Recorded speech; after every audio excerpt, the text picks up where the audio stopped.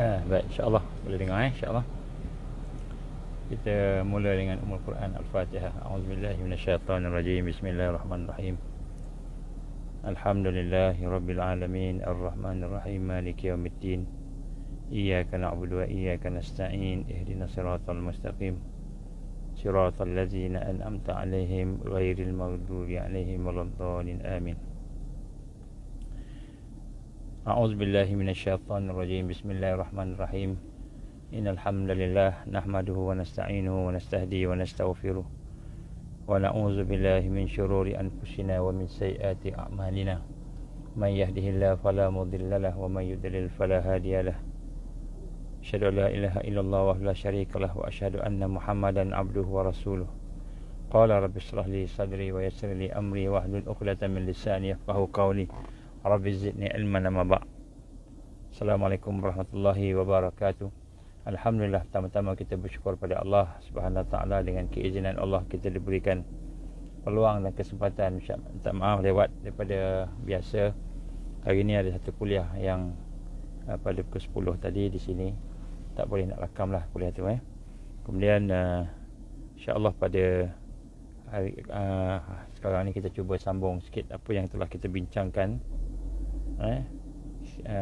bincangkan yang lepas, yang semalam berkenaan dengan apabila kita berada dalam bulan puasa ni, kita ingin sama-sama membentuk kekuatan kita, kepekaan hati kita ni, insya-Allah. Dan kita telah berbincang berkenaan malu, sifat malu, yang mana sifat malu itu adalah merupakan perkara yang menunjukkan kehalusan jiwa seseorang itu. Kehalusan jiwa ni bukanlah perkara yang biasa, tetapi dia merupakan perkara yang sebenarnya membina kekuatan kita, insya-Allah. Kita dah bincang dah berkenaan malu, insya-Allah. Insya-Allah kita selawat dan salam kepada Rasulullah sallallahu. Allahumma shalli ala sayyidina Muhammad wa ala ali sayyidina Muhammad kama shallaita ala sayyidina Ibrahim wa ala ali sayyidina Ibrahim wa barik ala sayyidina Muhammad wa ala ali sayyidina Muhammad kama barakta ala sayyidina Ibrahim wa ala ali sayyidina Ibrahim fil alamin innaka Hamidum Majid. Dan kita telah berbincang dengan malu sebagai satu kekuatan daripada kekuatan iman. Kita telah bincang dengan sifat-sifat dia. Dan pada hari ini mungkin saya nak mengajak kita untuk melihat kehalusan jiwa itu dari sudut ma'rifatullah, dari sudut mengenal Allah Subhanahu Wa Taala. Jadi sebagai satu ingatan semulalah, review balik. Jadi kita dah menyatakan semalam bagaimana apabila kita dah menjalani ibadah, menjalani madrasah Ramadan, maka salah satu perkara yang akan timbul yang kita kena cek ialah dari sudut kehalusan jiwa kita. Sejauh mana jiwa kita itu benar-benar sensitif, peka dengan perkara-perkara yang ada dalam sekitar kita. Dan untuk itu kita ingin melihat satu perkara yang penting untuk kita meneliti hati kita, supaya hati kita ini benar-benar dia bersifat sensitif, peka dengan sifat Allah Subhanahu Wa Taala. Sifat Allah Subhanahu Wa Taala yang kita tahu yang besar, yang bila kita boleh gabungkan sifat Allah tu, yang pertama dia bermaksud keindahan. Maknanya jamal, sifat Allah al-jamal. Yang kedua disebut al-jalal. Jalal ni maknanya sifat Allah yang maha besar, kebesaran Allah. Jadi tuan-tuan dan puan-puan mata Allah, apabila kita berada dalam tarbiyah Islam, maknanya kita mengikuti madrasah Ramadan, kita lalui sembahyang, puasa, baca Quran, zikir, kita ikut semua tu program-program dalam bulan Ramadan ini, maka sebenarnya dia mesti meningkatkan sensitiviti kita. Yang pertama sekali, kita kena meningkatkan kesedaran kita. Dipanggil al-wa'yun as-sahih. Maknanya bila kita dah mula beramal tu, maka kita akan ada, hati kita dah mula ada kesedaran. Apa kesedaran yang kita nak tingkatkan? Antara yang kita dah bincangkan, yang penting ialah kesedaran dalam bentuk bahawa apa sahaja yang kita lakukan, sama ada yang zahir ataupun yang sirri, yang tersembunyi, hati kita buat kerana Allah. Hati kita buat kerana Allah. Jadi ini kita buat secara sedar. Kita kena sedar yang ini. Inilah disebut ibadah sirri. Jadi ibadah sirri ini ialah apabila kita melakukan yang zahir ataupun yang orang tak nampak, tetapi dalam hati kita memang sungguh-sungguh kita buat ni kerana Allah aja. Macam itu. Itu baru jadi ibadah yang sirri. Baik. Untuk kita nak memperkuatkan ibadah sirri ini, maka kita akan meningkatkan yang disebut sebagai kepekaan ataupun kehalusan jiwa.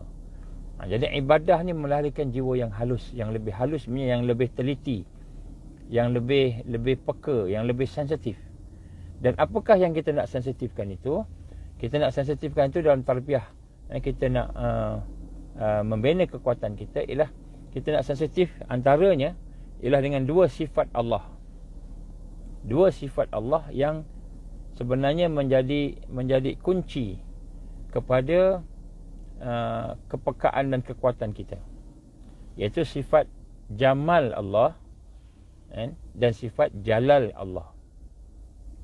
Jamal ni indah, jamal ni indah, dan jalal ini adalah satu sifat yang menunjukkan kebesaran Allah, kekuatan Allah, kehebatan Allah, keagungan Allah. Kalau jamal ni satu yang kita suka, satu yang kita nampak indah, yang kita gemar, yang kita seronok dengannya, itu jamal. Jadi maknanya apabila berlaku sesuatu perkara yang menyeronokkan kita, nikmat contohnya, maka itu kita boleh nampak ini adalah satu yang indah, jamal.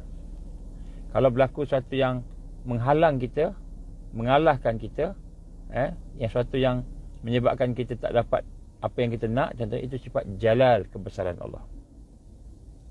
Jadi dalam kehidupan kita di dunia ini, sifat jalal Allah ini, maknanya Allah ni besar, kehebatan Allah ni agung, Allah ni maha angkuh, Allah ni maha sombong, maha besar, Allah ni maha hebat.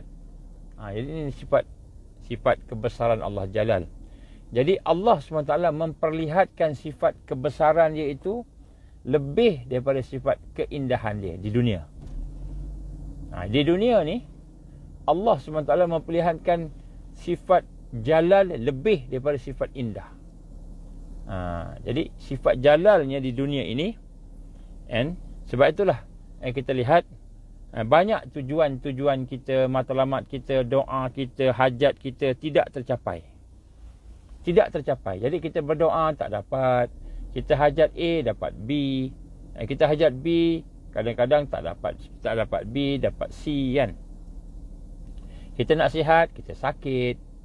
Kita nak kaya, kita miskin. Jadi sebenarnya apa yang berlaku kepada kita itu kerana Allah SWT mahu memperlihatkan. Memperlihatkan ni maknanya tajalli, kita memperlihatkan, Allah memperlihatkan sifat keagungan dan kebesaran dia. Jadi Allah Subhanahu Wa Taala di dunia, hidup di dunia ni sentiasa memperlihatkan kebesaran dia, kehebatan dia, angkuh dia, sombong dia. Allah ni berhak, semua tu pakaian Allah, sombong, angkuh, tu pakaian Tuhan, pakaian Allah. Kalau manusia tak boleh, sombong tak boleh manusia.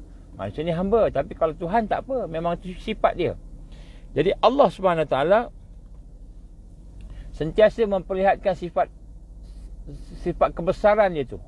Maknanya kalau kita doa ni, doa menangis-menangis semua, tak semestinya Allah terima. Tak semestinya Allah kabulkan. Sebab apa?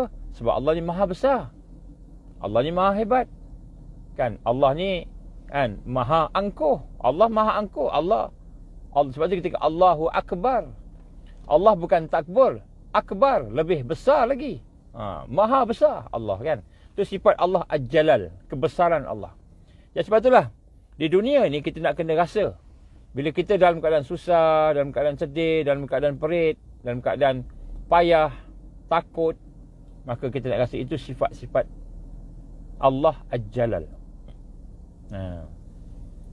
Dan sifat-sifat Allah yang berbentuk indah ni, yang indah ni maknanya yang kita sukalah. Contohnya, kita doa, Allah makbulkan. Kita nak sihat, dapat sihat. Kita nak buat kerja, capai matlamat. Capai matlamat kita, itu sifat Allah yang indah. Baik. Maka wajib kita, wajib atas kita untuk mengenali Allah. Mengenali Allah, sensitif dengan Allah, peka dengan Allah. Maknanya jiwa kita ni kita kena haluskan. Halus maknanya kita penelitian kita pada waktu jalal dan pada waktu jamalnya sifat Allah tadi pada hidup kita. Jadi kita nak mengenal Allah, contohnya ketika kita menemui kesusahan. Bila kita susah, kita nak ingat, ini susah ni sebab apa? Sebab Allah SWT Al-Jalal, Allah yang maha menguasai, Allah yang maha perkasa, Allah yang maha mengalahkan. Kita nak rasa sifat Allah. Ni macam kehalusan jiwa. Kehalusan jiwa kita nak rasa. Bila kita susah, ini sifat Allah Al-Jalal.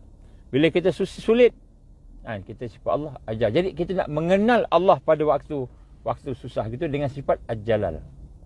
Dan kemudian pada ketika Allah bagi kenikmatan, Allah bagi kesenangan, Allah bagi satu yang kita nak capai matlamat kita, untung, berniaga untung contohnya. Kan? Maka itu kita nak rasa ini sifat Jamal.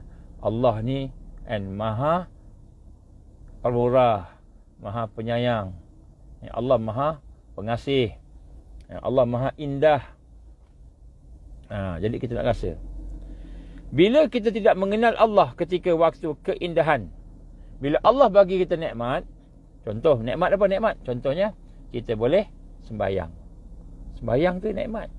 Ada orang Allah tak bagi sembahyang, maknanya bukan dia sakit, tapi dia tak nak sembahyang. Dia tak nak sembahyang tu, Allah pun tak nak sembahyang, tak nak tengok dia sembahyang.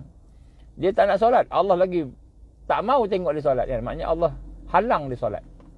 Jadi apabila kita boleh solat, contohnya, maka pada ketika itu kita nak rasa ini jamal Allah, indahnya Allah, kasihnya Allah, rahimnya Allah, rahmatnya Allah pada kita, memberi kekuatan pada kita untuk solat. Jadi kita nak rasa tu.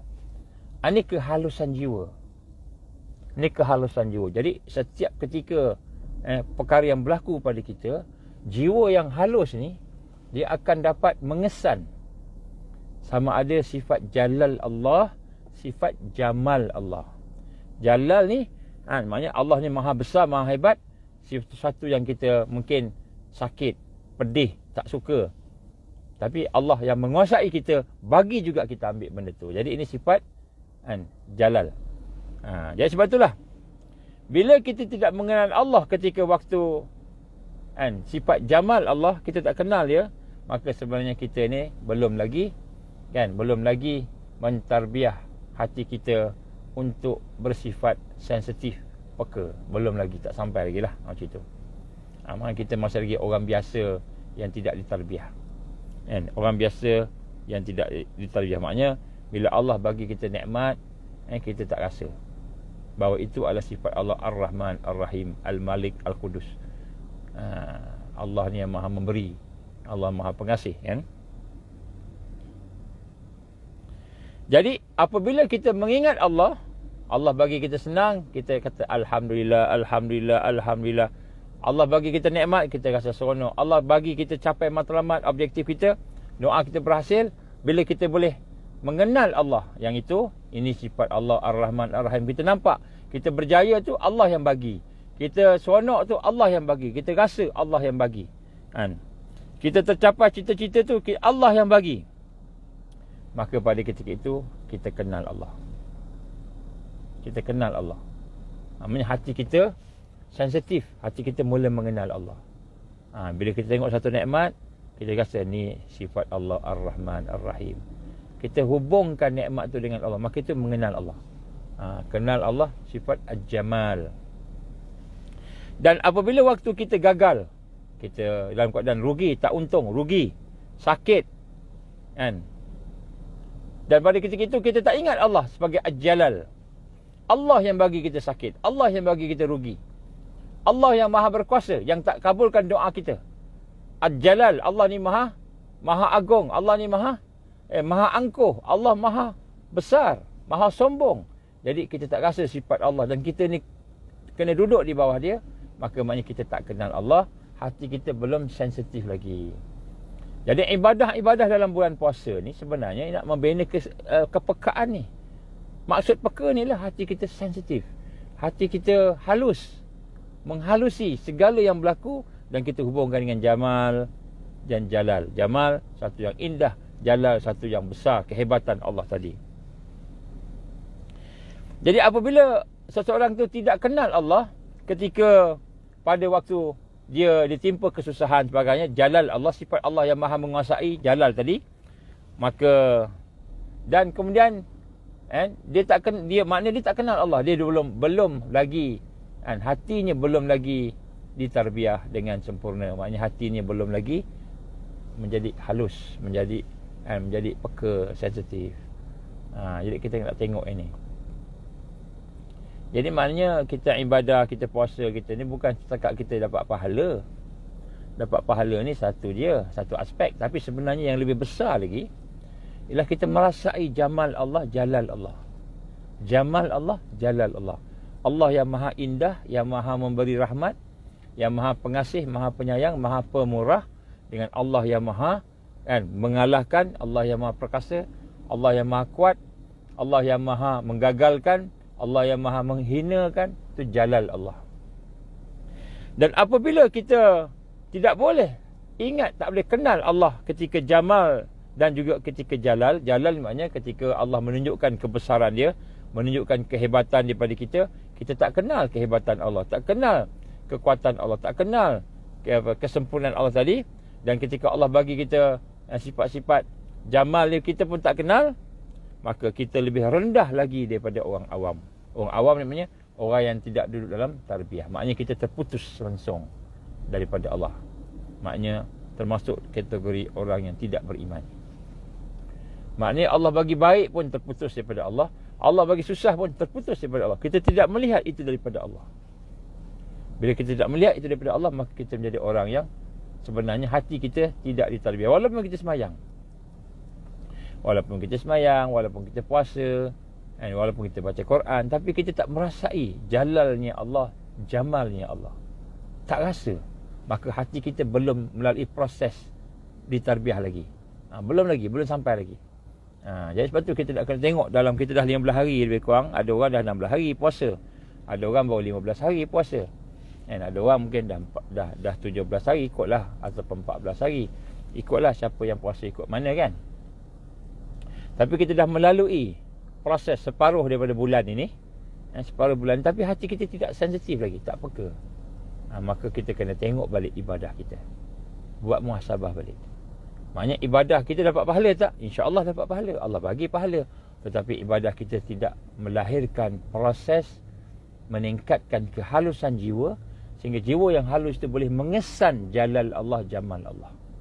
Ini satu yang penting, supaya apabila kita berada dalam keadaan gini, bergerak begini, proses begini, maka insya-Allah kita akan menuju kepada Allah. Dajjal datang, kita kenal Dajjal, Allah akan kenalkan dengan Dajjal. Sebab Dajjal datang ni tuan-tuan, masa tu kita orang yang beriman dalam keadaan susah, dalam keadaan orang semua tolak orang beriman. Jadi sebab tu tuan-tuan rahmat Allah, kita tengok baik, jadi sebab itulah kalau kita tak kenal Allah ketika dia menunjukkan jalal dia, kebesaran dia, penguasaan dia, kekuatan daripada kita, dia menghalang kita dapat apa-apa yang kita nak contohnya, ataupun ketika Allah menunjukkan jamal dia, keindahan dia, Allah menunjukkan sifat dia yang Ar-Rahman, Ar-Rahim pada kita, kita tak kenal Allah, tak dapat, tak rasa itu daripada Allah, maka sebenarnya kita lebih bawah lagi daripada orang awam Islam. Orang awam Islam, maknanya orang awam yang tidak ikut tarbiyah, mungkin termasuk dalam kategori orang munafik dan orang kafir, wa iyazbillah min zalik. Ya, sebab itulah mengenal Allah, mengenal kebesaran Allah, keagungan Allah, seperti sifat Allah Al-Qahar, Al-Jabbar, dia akan membawa kita ni menjadi seorang yang redha dan pasrah. Jadi apa tanda kita mengenal Allah Al-Jabbar, Al-Qahhar, Al-Muntaqim, Al-Qawi, kan? Al-Qudrah, Allah ni bersifat Qudrah, kan? Muqtadir, Muqtadir. Allah ni yang maha berkuasa. Maka bila kita berada dalam jalal Allah, maka pada ketika itu kita redha, kita pasrah. Redha dan pasrah, menyerah kepada Allah itu maknanya kita kenal Allah. Hati yang sensitif itu, hati yang sensitif dengan sifat Allah tadi, maka dia boleh redha dan dia boleh pasrah, menyerah. Redha dan pasrah maknanya hati itu sensitif tadi, hati yang halus tu dia kenal Allah. Kalau hati itu tak redha, tidak pasrah, maka dia tidak kenal Allah maknanya. Tak kenal Allah. Walaupun dia duk semayang, dia puasa, walaupun baca Quran, tak kenal.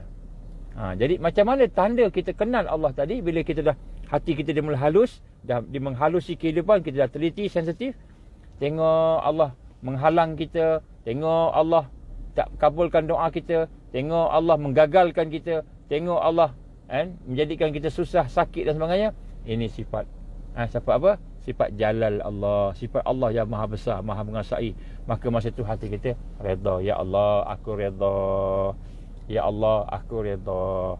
Ya Allah, aku serah kepada Engkau. Ya Allah, aku menyerah, aku pasrah. Jadi apabila kita melihat sifat Allah Al-Jalal, kita pasrah, kita redha. Itu maknanya kita kenal Allah. Hati kita kenal Allah. Kalau hati kita tak kenal Allah, dia akan merongok, dia akan komplain. Allah, kenapalah panaslah hari ni, puasa, panasnya puasa, haus. Hari ni dia komplain.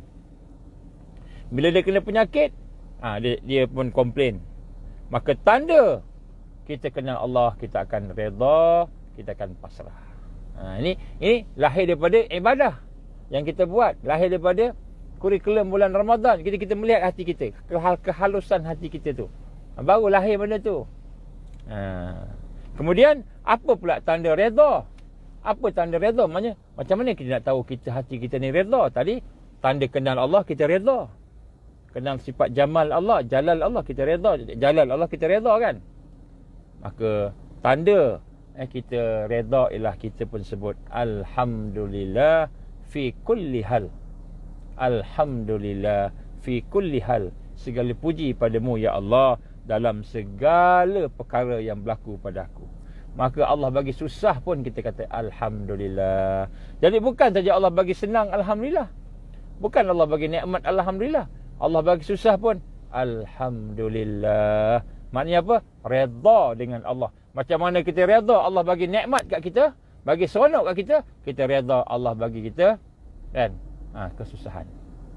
Allah bagi susah, kita redha. Ya Allah, alhamdulillah. Ya Allah, alhamdulillah. Maknanya barulah hati itu sensitif, hati itu kenal Allah. Kalau tak, hati tak kenal Allah, kita ingat kita kenal Allah dah, rupa tak kenal lagi. Jadi bulan Ramadan sebenarnya dia membentuk kekuatan jiwa yang peka, yang sensitif macam tu. Jadi apabila kita boleh mengucapkan alhamdulillah, maka itulah tanda kita redha pada Allah dalam keadaan apa? Dalam keadaan Allah bagi susah kat kita, dalam keadaan Allah bagi sakit kat kita, dalam keadaan Allah bagi takut kat kita, kita boleh sebut alhamdulillah. Ya Allah, segala puji pada Engkau ya Allah. Maknanya kita redha. Jadi mengucap alhamdulillah ala kulli hal, di atas segala sesuatu yang berlaku. Masa untung, alhamdulillah. Masa rugi, alhamdulillah. Masa sihat, alhamdulillah. Sakit, alhamdulillah. Maka hati kita dah halus, semakin halus, semakin boleh mengesan sifat Allah Al-Jalal.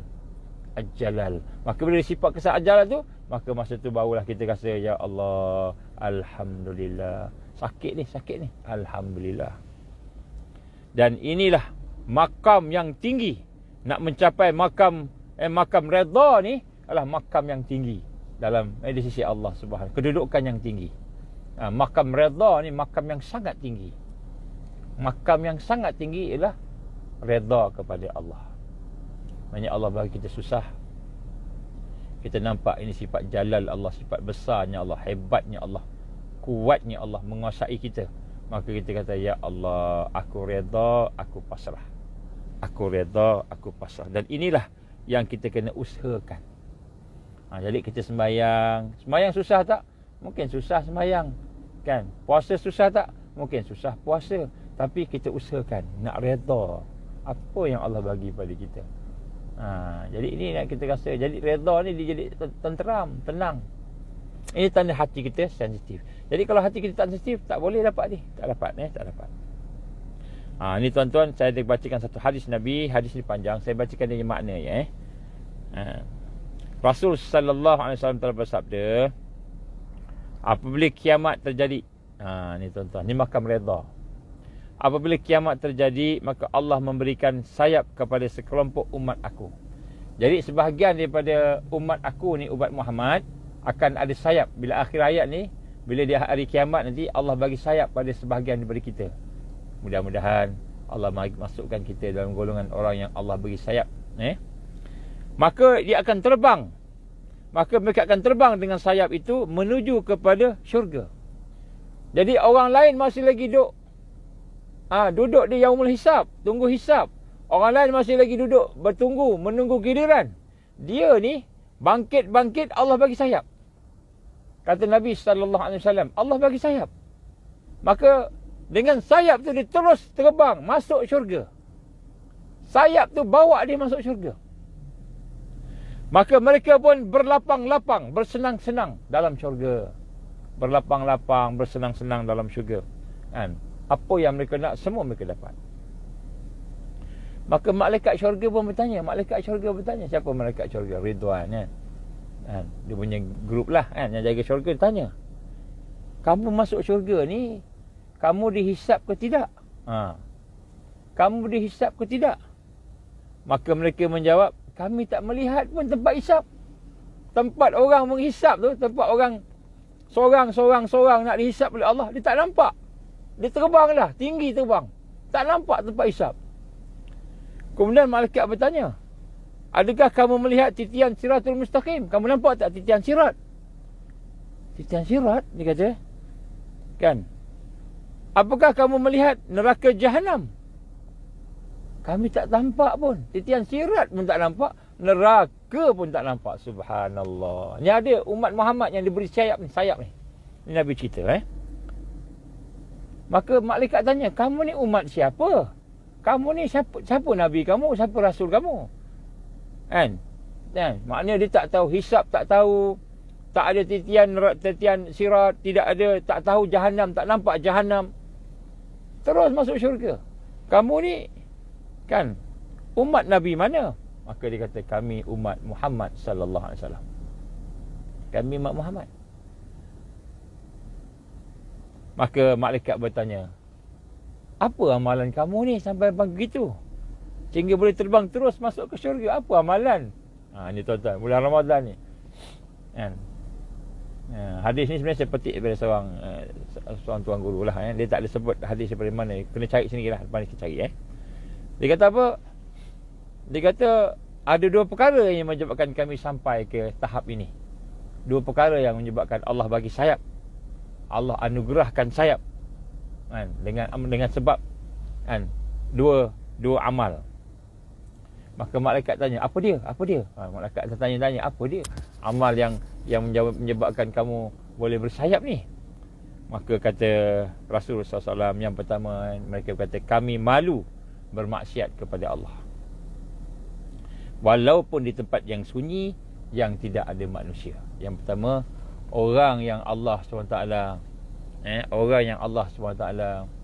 memberikan sayap special ni, terus terbang masuk syurga ni, kan? Ialah dikata kami golongan yang malu nak bermaksiat. Tak buat maksiat, malu pada Allah. Nak bermaksiat, malu. Walaupun di tempat yang tak ada orang, tak ada manusia, malu nak buat maksiat. Kita hari ni buat maksiat depan orang. Depan orang kita buat maksiat.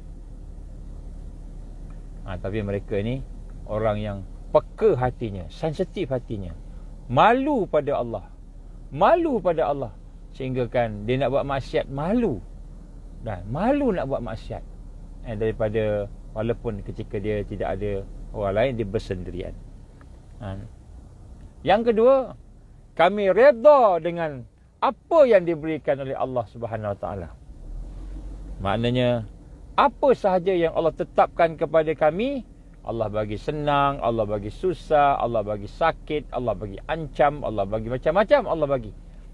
Maka apa yang dihukumkan oleh Allah, apa yang diputuskan oleh Allah, apa yang ditetapkan oleh Allah pada kami, susah, senang, sebagainya, kami redha kepada Allah. Kami redha kepada Allah. Ini sensitifnya hati dia, halusnya hati dia, kan? Dia redha kepada Allah. Jadi orang yang jiwanya halus ni, yang pertama dia malu. Dia malu nak buat maksiat kepada Allah Subhanahu Wa Taala walaupun seorang-seorang. Walaupun bersendirian, tak ada orang, dia malu nak buat benda maksiat di depan Allah Subhanahu Wa Taala. Yang kedua, orang yang halus jiwanya itu, dia redha dengan apa yang Allah bagi. Allah tetapkan apa pun dia redha. Ana redha ya Allah, ana redha ya Allah. Raditu billahi rabba bil Islam dina Muhammad sallallahu alaihi wasallam nabiyya wa rasulah. Saya redha ya Allah, saya redha. Maka orang yang redha ini ialah orang yang sentiasa senyum.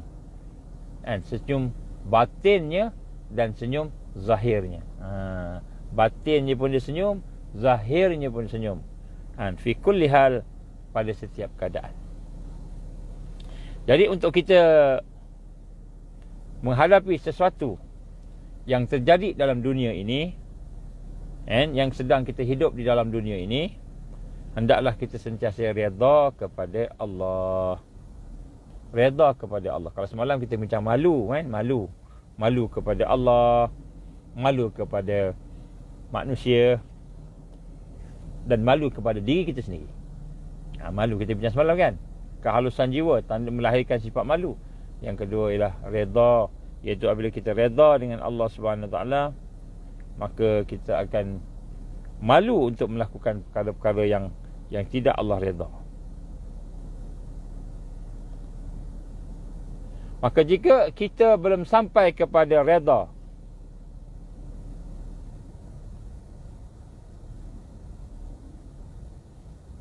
tapi maknanya bila kita tak sampai lagi redha ni, tiba-tiba contohnya barang kita hilang, kita sebut Alhamdulillah. Kita sebut Alhamdulillah. Tapi nak sebut Alhamdulillah tu lambatnya. Contohnya Allah bagi kita susah kan, lama baru Alhamdulillah. Bukan spontan. Maksudnya hati kita belum lagi dapat lagi lah kan, tak rasa lagi kan. Jadi apabila kita mendapati satu kesusahan, kepayahan, dan kita tak sampai lagi redha, makam redha tak sampai lagi, maka kita hendaklah latih diri kita dengan sabar. Jadi kalau kita tidak boleh sampai peringkat redha, hendaklah kita sifat sabar, latih sabar. Latih sabar. Maksudnya sabar ni tahan. Maka kalau kita tak sebut Alhamdulillah, Alhamdulillah ni orang yang redha. Maknanya dia sebut segala puji pada Engkau ya Allah. Maknanya hati dia redha, dia tenang dengan kesusahan tadi. Kesusahan tu memberi ketenangan pada dia redha. Jadi kalau tak sampai lagi redha, maka lazimkan diri kita untuk bersabar. So apa yang orang sabar sebut? La haula wala quwwata illa billah. Bila dapat musibah je, la haula wala quwwata illa billah, tidak ada kekuatan melainkan kekuatan Allah. Melainkan kekuatan Allah. Sebab tu orang yang sabar ni bila dia dah kena penyakit, dia kena sakit, dia kena susah, maka lepas beberapa ketika baru disebut la haula wala quwwata illa billah illa alil azim. Sebab apa disebut lambat?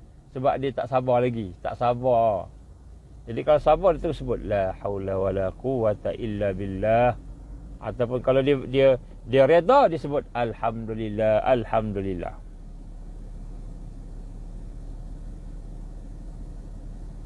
Jadi kalau kita tak sampai redha, tak sampai lagi redha, maka kita wajib ambil makam sabar. Makam sabar, kena ada sabar. Kalau kita tidak boleh sampai redha, kita kena sabar. Sabarlah. Nak buat macam mana? Jadi makam redha ini ialah makam alhamdulillah. Dan makam sabar pula ialah makam la haula wala quwwata illa billah. La haula wala quwwata illa billah. Jadi bila kata tak boleh sabar, tak boleh redha, kita sabar. Jadi kita tengok apa kata Sayyidina Umar. Sayyidina Umar apa kata Sayyidina Umar? Jika sesuatu berlaku pada kamu, ni dengar cerita Sayyidina Umar, Amirul Mukminin ni. Dia nasihat kat kita ni, kan. Jika berlaku sesuatu yang kamu tak suka, kamu menderita sakit, maka kamu sabar. Kata Sayyidina Umar, sabar.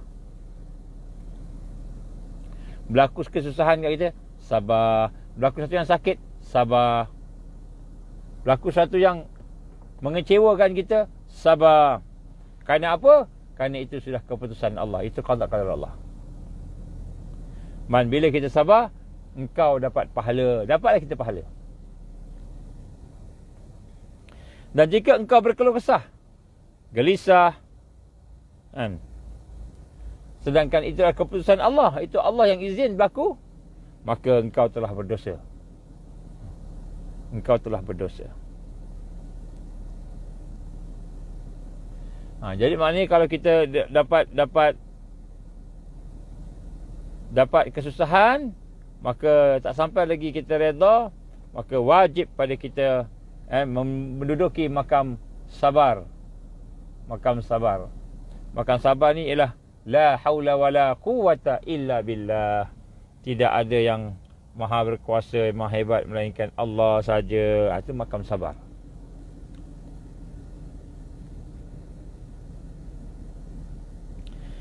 Kata Sayyidina Umar, jika kamu bersabar, itu sudah keputusan Allah. Apa yang berlaku itu semua keputusan Allah. Dan engkau, bila engkau sabar, bila engkau tidak sabar, bila engkau sabar dan itu keputusan Allah, maka engkau dapat pahala. Dan jika engkau berkeluh kesah, itu keputusan Allah, maka engkau dapat dosa. Jadi kalau kita tak sabar, dapat dosa. Main sabar ni hukum ni apa, tuan-tuan? Sabar ni hukumnya wajib. Wajib sabar. Macam itu. Wajib sabar. Bila sabar sampai peringkat redha. Redha ni maknanya kita tenang, kita suka dengan apa yang Allah bagi pada kita. Maka jika tidak sabar, dosa. Sebab apa? Allah dah tetapkan. Allah tetapkan. Kita tak sabar, kita berdosa. Kalau kita tidak boleh redha, maka hendaklah kita sabar. Redha ni tak dapat redha pun, alhamdulillah tadi contohnya, kita sabar. Sabar. Sabar maknanya apa? Kira biarkan muka kita masam. Muka masam, susah, tapi kita tak mengeluh pada orang lain. Kita tak cakap pada orang lain. Kita tak minta manusia. Kita tak minta manusia. Kita tak minta pertolongan. Tidak mengeluh, berkeluh kesah pada orang lain.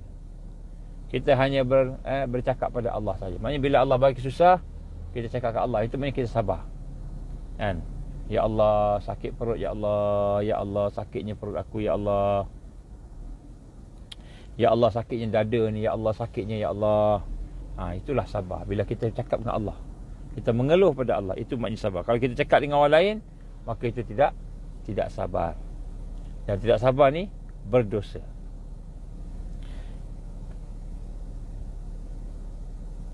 Jadi apabila kita tidak mengeluh penyakit kita, penderitaan kita kepada orang lain, maka itulah digambarkan sebagai sabar. Ini perkara yang kita nak kena rasa, yang menunjukkan kehalusan jiwa mereka yang berada dalam bulan Ramadan. Jadi kita sembahyang, kita puasa, kita tengok balik sensitiviti kita, supaya sensitiviti kita meningkat. Dan paling minima sekali, kita meningkat mengenal Allah. Mengenal Allah ni kekuatan. Jadi kalau kita sembahyang, kita tak kenal Allah. Kita puasa, tak bawa kita kenal Allah. Kita baca Quran, kita tak kenal pun Allah. Maka seolah-olahnya bulan Ramadan itu tidak ada apa kurikulum yang sebenar yang kita lalui. Kita tak lalu kurikulum, kita lalu duduk luar je. Kita kat luar Ramadan, kita bukan masuk dalam bulan Ramadan. Hari ni ramai orang berada di pinggir-pinggir Ramadan, walaupun nampak macam puasa, nampak macam tak makan minum, tapi sebenarnya dia berada di pinggir Ramadan, bukan di dalam. bulan Ramadan. Bukan proses. Proses, hatinya akan bertambah sensitif, hatinya akan bertambah peka, hatinya boleh kan bersabar, boleh redha dengan Allah Subhanahu wa taala. Jadi itulah insya-Allah tuan-tuan dan puan, sedikit perkara yang boleh saya kongsikan pada hari ini, sekadar kita membina satu kefahaman yang baru bahawa tidak hanya kita puasa, kita sembahyang, tetapi sebenarnya kita nak memproses hati kita supaya hati kita ni menjadi hati yang peka, yang sensitif, iaitu yang halus. Hati yang halus, hati yang halus, hati yang teliti. Maka insya-Allah orang yang teliti dia akan mencapai sifat takwa. Dia akan mencapai sifat wara', takwa dan wara'. Maka insya-Allah bila dia punya sifat takwa dan wara' itu, dia sedang berjalan menuju kepada Allah Subhanahu wa taala, insya-Allah. Itulah insya-Allah untuk pada hari ini. Tuan-tuan dan puan, minta maaf saya mula lewat. Sekadar saya ingin sama-sama kita mengulang sedikit perkara. Yang pertama berkenaan dengan bahawa kita ni nak kena lihat adakah ibadah kita membersihkan hati kita, meningkatkan kehalusan jiwa kita.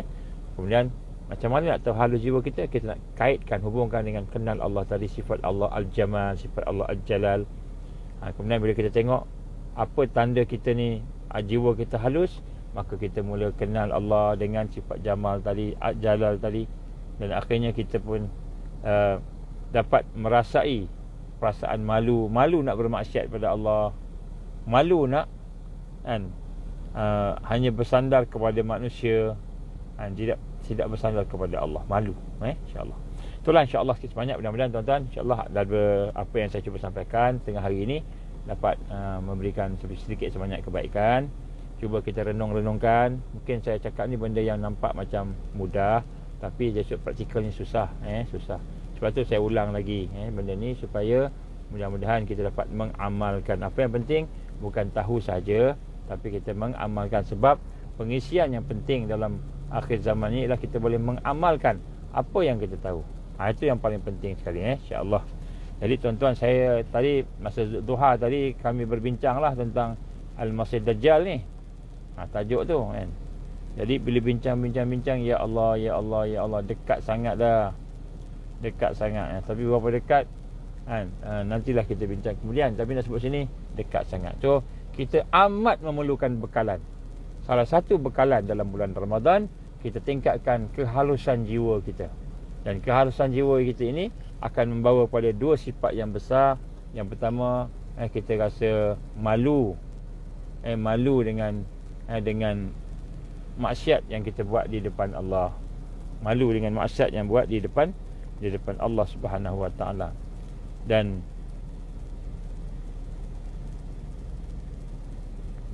yang kedua ialah kita redha.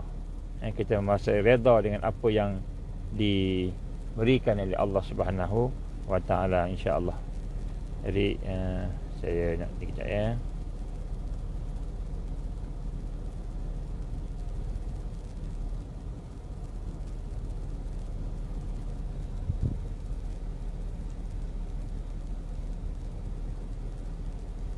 yang mana Allah akan memberikan satu ganjaran yang besar, ganjaran yang besar, iaitu ganjaran sayap yang digambarkan oleh Rasulullah sallallahu alaihi wasallam tadi. Sayap sampai boleh terbang, boleh terbang masuk syurga tanpa tengok tempat hisap, tanpa tengok titian sirat, tanpa kita melihat akan apa yang berlaku, neraka jahanam dan sebagainya. Jadi yang pertama kita malu, yang kedua kita redha, hasil daripada kehalusan jiwa kita, insya-Allah. Aku liqali haza astaghfirullahalazim li wa lakum. Insya-Allah mudah-mudahan Allah ampunkan kelemahan kita, dosa kita. Mudah-mudahan Allah beri kekuatan kita untuk istiqamah, insya-Allah. Kita baca doa. Auzubillahi samil alim minasyaitonir rajim. Bismillahirrahmanirrahim. Alhamdulillahirabbil alamin wassalatu wassalamu ala asyrafil anbiya'i wal mursalin wa ala alihi wa sahbihi ajma'in. Allahumma innaka ta'lamu anna hadhil qulub qad istamat ala muhabbatik wa taqat ala ta'atik wa tawahadat ala da'watik wa tawahadat ala nusrati syariatik wa zikillahumma rabitataha wa alimuttaha wa dihasubulaha wa mla'aha binurika alladhi la yakhbu wa syarah suduraha bi fa'ilil iman bik وجميل التوكل عليك وأحييها بمعرفتك وأمتها على سبيل سبيلك يا الله إنك نعم المولى ونعم النصير. اللهم آمين. اهدنا الصراط المستقيم يا الله صراط الذين أنعمت عليهم غير المغضوب عليهم ولا الضالين آمين. ربنا أتمم لنا نورنا واغفر لنا إنك على كل شيء قدير. ربنا آتنا في الدنيا حسنة وفي الآخرة حسنة وقنا عذاب النار. وصلى الله على سيدنا محمد وعلى آله وصحبه وبارك وسلم. سبحان ربك رب العزة عما يصفون والسلام على المرسلين والحمد لله رب العالمين. سبحانك اللهم وبحمدك أشهد أن لا إله إلا أنت أستغفرك وأتوب إليك. بسم الله الرحمن الرحيم. والعصر إن الإنسان لفي خسر إلا الذين آمنوا وعملوا الصالحات watawasau bil haqqi watawasau bis sabr. Tuan-tuan, kalau ada kesempatan minta forwardkan perbincangan kita pada hari ini, mudah-mudahan dapat barakah daripada Allah insya-Allah. Wabillahi taufiq wal hidayah. Assalamualaikum warahmatullahi wabarakatuh.